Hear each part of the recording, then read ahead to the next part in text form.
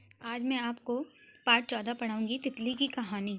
मतलब ये तितली अपनी कहानी खुद बता रही है कि वो कैसे तितली बनती है, कि पहले क्या होती है वो, फिर उसके बाद वो कैसे बनती है। ये सारी चीज़ें तितली ने खुद बताई हैं। तो देखिए, कह रही है, बच्चों, आरंभ में मतलब शुरू में हम पत्ती पर छोटे अंडे के रूप में थे। फिर एक दिन अंडे एक एक करके फूट गए। इस तरह हम सूरज की चमकीली रोशनी में आए। हमने एक दूसरे को देखा। हम पतले धागे जैसे थे। गिनती में हम 7 थे। मैं भूखा था। हरी हरी पत्तियां देखने में अच्छी लगी। मैंने थोड़ी सी पत्ती खाई। बहुत स्वाद लगी। मैंने देखा मेरे भाई बहन भी उस पत्ती को खा रहे हैं। जल्दी ही हमने पूरी पत्ती खा ली और दूसरी पत्ती को खाने उस पर पहुंच गए। वे खुशी भरे दिन दिन थे। हम सारा दिन खाते रहते थे। इस तरह हम धीरे धीरे लगातार बड़े हो रहे थे।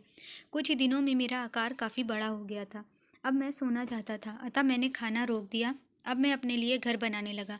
इसे मैंने अपने मुंह से निकलने वाले चिपचिपे धागे से बनाकर पत्ती से चिपका दिया। इसके बाद मैं इसमें कई दिन के लिए सो गया। ये मेरे आराम का समय था। जब मेरी नींद खुली तो बहुत दिन बीत चुके थे।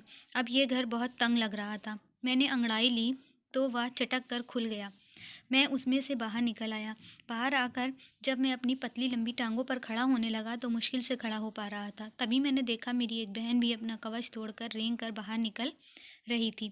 वह बहुत सुंदर लग रही थी। अब मैंने खुद को देखा। मैं भी बहुत सुंदर लग रहा था। अब हम पूरी तरह तितली बन चुके थे। अभी मेरे पंखों में कुछ नमी थी, लेकिन सूरज की गर्मी से वे जल्दी ही सूख गए। अब मैंने अपने पंख फैलाए। वाह, मैं उड़ सकता था। मैंने आकाश में उड़ान भरी।